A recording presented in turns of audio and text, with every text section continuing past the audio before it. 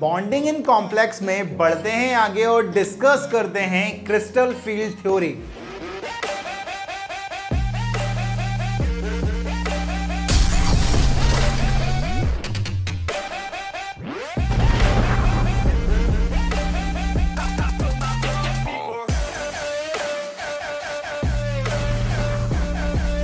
Bonding in complex को समझाने के लिए हमारे पास तीन थ्योरी आती हैं यार। पहली थ्योरी वर्नर्स थ्योरी, जिसकी हम बात कर चुके हैं। दूसरी थ्योरी हमारे पास थी वैलेंस बॉन्ड थ्योरी, काफी बड़ी थ्योरी थी जिसे अपन ने डिस्कस कर लिया है। आज हम नेक्स्ट थ्योरी डिस्कस करने जा रहे हैं, वो है क्रिस्टल फील्ड थ्योरी।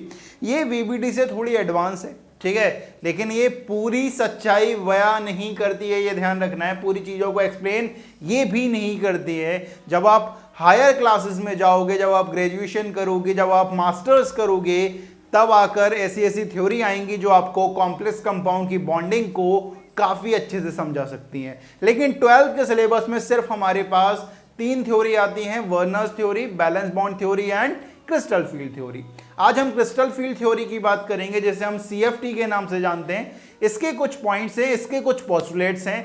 सबसे पहला पॉइंट इसके अकॉर्डिंग ये है, ligand are considered as point charge and point dipole. Ligand को हम point charge and point dipole consider करते हैं। जो आपका एनायनिक लिगेंड होता है उसे हम पॉइंट चार्ज कंसीडर करते हैं, और जो आपका न्यूट्रल लिगेंड होता है उसे हम पॉइंट डाइपोल कंसीडर करते हैं। दूसरा पॉइंट यहां पर यह आता है, लिगेंड और मेटल के बीच में electrostatic force of attraction, that is ionic bond present होता है, ठीक है। लेकिन ये पॉइंट ही इसी का एक्सेप्शन बनता है, ये ध्यान रखना है। वैलेंस बॉन्ड थ्योरी में कई सारी खामियां थी, लेकिन एक बात अच्छी थी उसकी कि उसने ये बात निकाली थी कि मेटल और लिगेंड के बीच में कोऑर्डिनेट बॉन्ड प्रेजेंट होता है। सीएफटी के अकॉर्डिंग लिगेंड और मेटल के बीच में इलेक्ट्रोस्टैटिक फोर्स ऑफ अट्रैक्शन काम करता है यार, ठीक है। लेकिन यही आगे जाके इसका एक्सेप्शन बनता है, इसका लिमिटेशन बनता है, ये ध्यान रखना है, ठीक है। थर्ड पॉइंट की अगर बात करें इस थ्योरी के according, in free metal atom और ion, energy of all d orbital are remain constant, are called degenerate orbitals, ठीक है। जितने भी डी ऑर्बिटल होते हैं भाई मेटल के, मेटल आयन के, ठीक है, उनकी सबकी एनर्जी क्या होती है, बराबर होती है, कांस्टेंट होती है। तो ऐसे ऑर्बिटल को हम क्या बोलते हैं, डीजनरेट ऑर्बिटल बोलते हैं।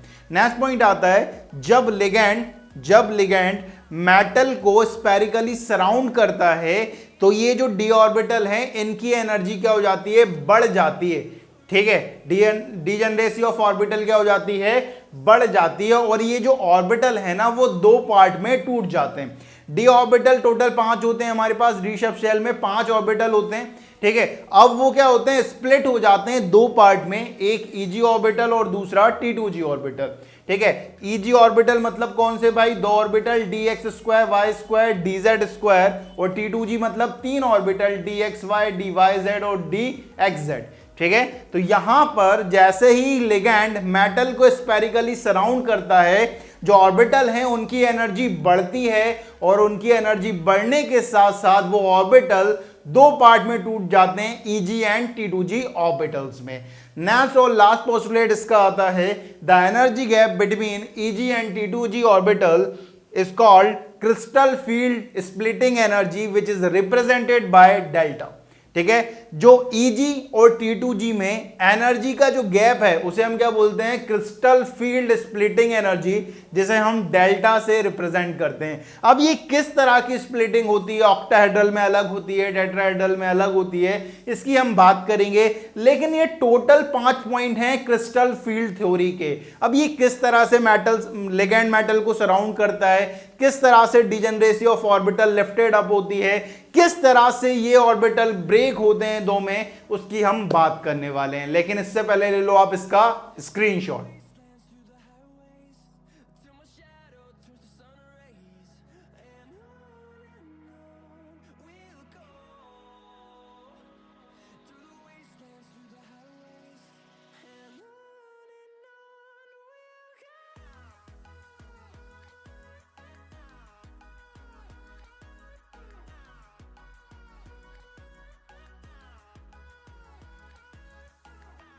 तो ले लिया है आपने इसका स्क्रीनशॉट। चलिए बढ़ते हैं आगे और डिस्कस करते हैं स्प्लिटिंग ऑफ ऑर्बिटल्स।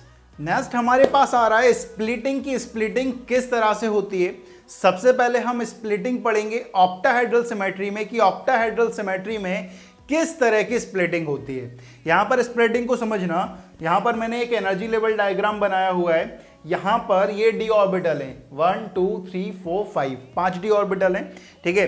इनकी एवरेज एनर्जी है, ठीक है, डी ऑर्बिटल की फ्री मेटल में जब लिगेंड ने इन्हें सराउंड नहीं करा है उस टाइम पर इनकी एनर्जी कुछ इस तरह से एवरेज एनर्जी बताई है मैंने, ठीक है। अब क्या होता है कि जैसे ही लिगेंड मेटल को सराउंड करता है स्पेरिकली तो इनकी एनर्जी क्या हो जाती है भाई, बढ़ जाती है। तो यहां से उठ के इनकी एनर्जी यहां पर आ गई।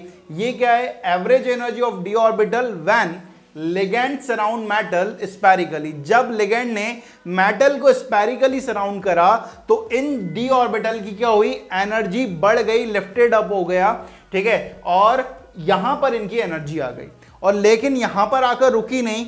इस एनर्जी की वजह से ये जो डी ऑर्बिटल हैं वो दो टाइप की ऑर्बिटल्स में ब्रेक हो चुके हैं। एक है हमारे पास ईजी ऑर्बिटल और दूसरा है T2G ऑर्बिटल, ठीक है।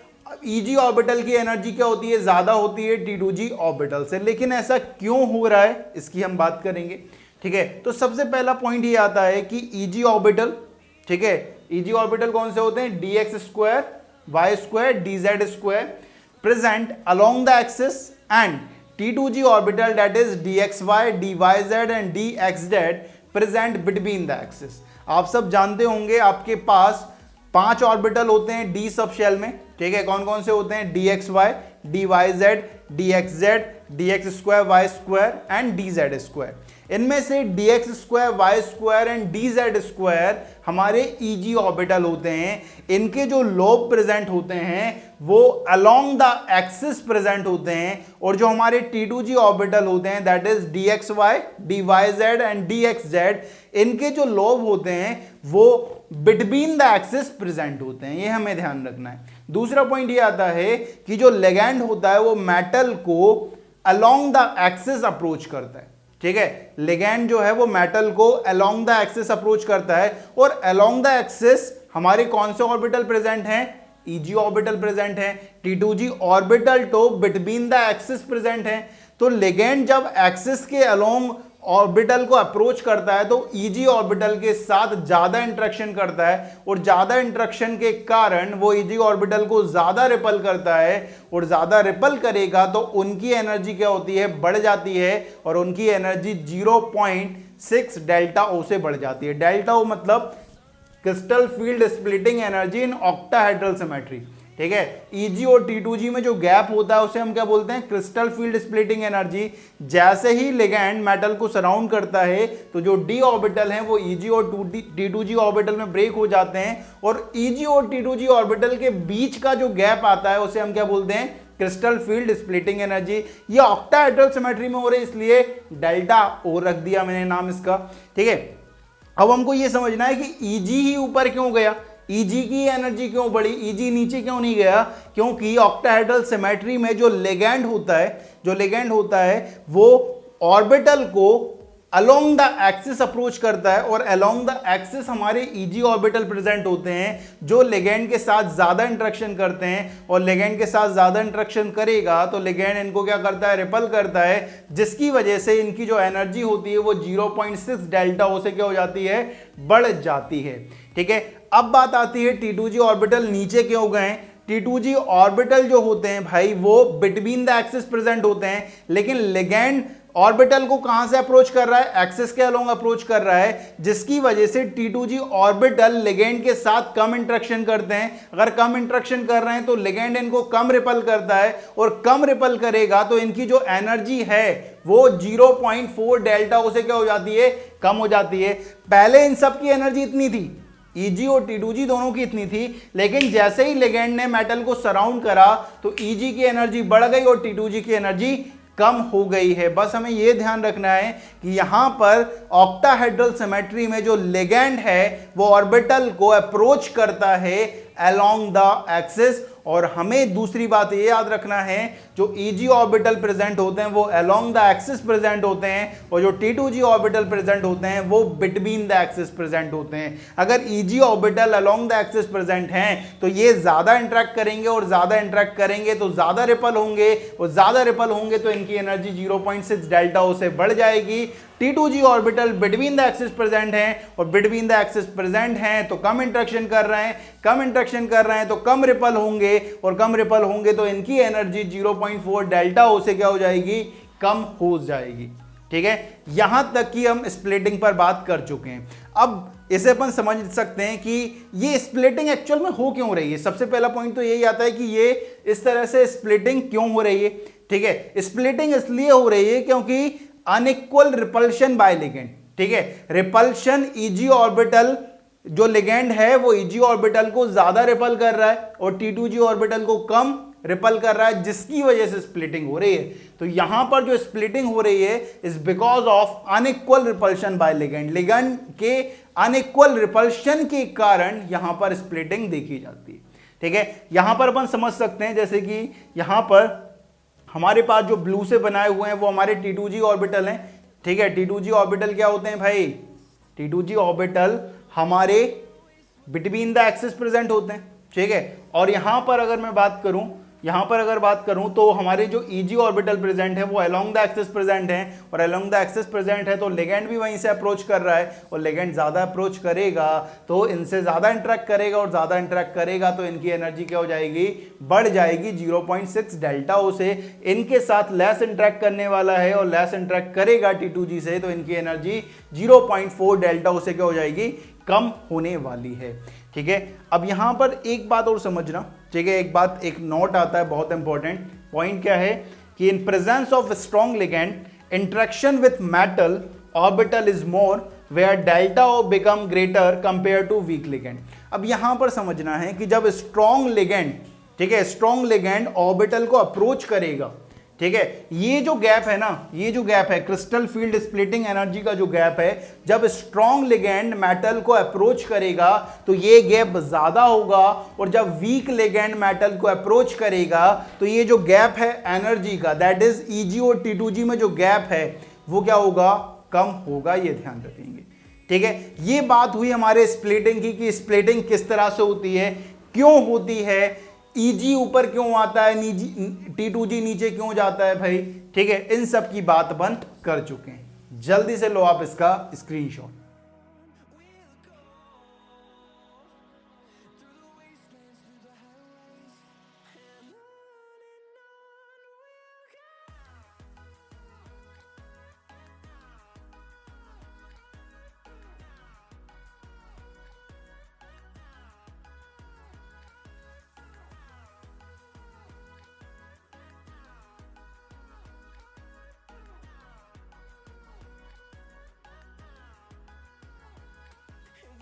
ले लिया है आपने इसका स्क्रीनशॉट।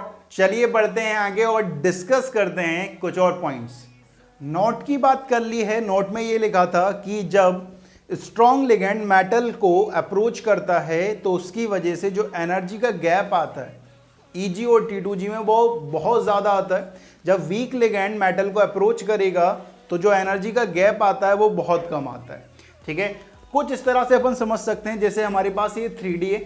ठीक है, जब वीक लिगेंड मेटल को अप्रोच करेगा तो जो गैप आने वाला है, ठीक है, जो क्रिस्टल फील्ड स्प्लिटिंग एनर्जी आने वाली है Eg और T2g में गैप आने वाला है वो कुछ इस तरह से आता है वीक लिगेंड के केस में। लेकिन जब स्ट्रॉन्ग लिगेंड मेटल को अप्रोच करता है तो जो Eg और T2g में गैप आता है वो कुछ इस तरह से आता है, वीक लिगेंड के कंपैरिजन में ज्यादा आता है। ठीक है, अब यहां पर समझना, यहां पर अपने पास दो पॉइंट क्लियर होंगे। पहला पॉइंट ये रहेगा कि यहां पर जो इलेक्ट्रॉन है, अपन ऐसा बोलते हैं ना, स्ट्रॉन्ग लिगेंड के प्रेजेंस में क्या होता था, पेयरिंग हो जाती थी। अब ये समझेंगे कि पेयरिंग क्यों हो रही है, और वीक लिगेंड के प्रेजेंस में ये सोचते थे कि पेयरिंग नहीं होती, वो पेयरिंग नहीं करवाता है, जिसकी वजह से अनपेयर्ड इलेक्ट्रॉन ज्यादा होते हैं। तो यहां पर समझना, यहां पर 3D में हमारे पास 4 इलेक्ट्रॉन है। ठीक है, 3D में 4 इलेक्ट्रॉन है। वीक लिगेंड के केस में क्या होता है, वीक लिगेंड के केस में T2g में पहले कम एनर्जी वाले इलेक्ट्रॉन बनेंगे, पहले T2g में 3 इलेक्ट्रॉन आ गए। ठीक है, अब यहां पर T2g और Eg में गैप कम है, तो यहां पर जो फोर्थ इलेक्ट्रॉन है वो Eg में चला जाता है। ठीक है, Eg में चला जाएगा तो ये क्या रहेगा, अनपेयर्ड ही रहेगा, और अनपेयर्ड रहेगा तो यहां पर क्या बनाएगा, ये हाई स्पिन कॉम्प्लेक्स बनाएगा या स्पिन फ्री कॉम्प्लेक्स बनाते हैं। लेकिन स्ट्रॉन्ग लिगेंड के केस में पेयरिंग होती थी। वो पेयरिंग क्यों होती थी यहां पर समझना, जैसे कि यहां पर 3D में 4 इलेक्ट्रॉन है, मैं 4 इलेक्ट्रॉन को भरने की कोशिश करता हूं, तो T2G में मैंने 1, 2 और 3 इलेक्ट्रॉन भर दिए, लेकिन जो फोर्थ इलेक्ट्रॉन है वो Eg में नहीं जा पाता है। यहां पर क्यों Eg में नहीं जा पाता है, क्योंकि जो एनर्जी गैप आता है Eg और T2G में वो बहुत ज्यादा जाता है इन प्रेजेंस ऑफ स्ट्रॉन्ग लिगेंड। तो फोर्थ इलेक्ट्रॉन Eg में न जाकर T2G में ही रहता है और पेयर्ड हो जाता है। ठीक है, तो अपन ऐसा बोलते थे कि स्ट्रॉन्ग लिगेंड के प्रेजेंस में अनपेयर्ड इलेक्ट्रॉन कम हो जाते हैं, और अनपेयर्ड इलेक्ट्रॉन कम हो जाते हैं तो कैसे कॉम्प्लेक्स बनाता है वो, इनर ऑर्बिटल कॉम्प्लेक्स या स्पिन पेयर्ड कॉम्प्लेक्स, इस तरह के कॉम्प्लेक्स फॉर्म करता था। क्यों फॉर्म कर रहा है, ये जवाब है, क्योंकि एनर्जी गैप ज्यादा है। एनर्जी गैप ज्यादा है तो इलेक्ट्रॉन यहां पे नहीं जा पा रहा, अनपेयर्ड नहीं रह पा रहा है, तो इसी के साथ T2G के साथ पेयर हो रहा है। तो 2 पॉइंट यहां पे समझना है कि वीक लिगेंड के प्रेजेंस में जो एनर्जी गैप होता है Eg एंड 2Tg में वो बहुत कम होता है, जिसकी वजह से जो फोर्थ इलेक्ट्रॉन है वो Eg ऑर्बिटल में एंटर कर जाता है और अनपेयर्ड रहता है। दूसरा पॉइंट, यहां पर जो स्ट्रॉन्ग लिगेंड के प्रेजेंस में जो एनर्जी गैप आता है Eg एंड 2Tg में वो बहुत ज्यादा होता है, तो फोर्थ इलेक्ट्रॉन Eg ऑर्बिटल में एंटर नहीं कर पाता है और वो T2G इलेक्ट्रॉन के साथ ही क्या हो जाता है, पेयर्ड हो जाता है।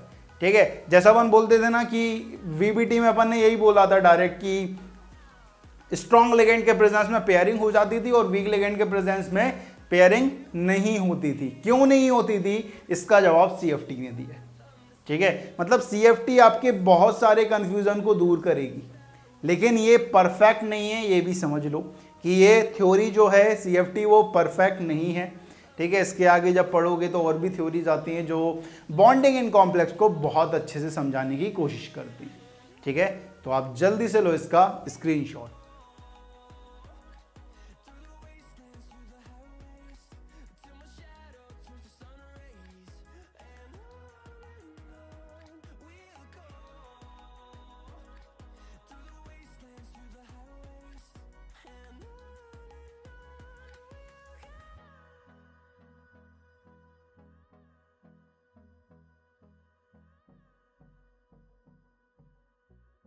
तो ले लिया है आपने इसका स्क्रीनशॉट, और आज हमने बात करी है splitting of D orbital in octahedral symmetry की। ऑक्टाहेड्रल सिमेट्री में किस तरह की स्प्लिटिंग होती है आज अपन ने बात कर ली है।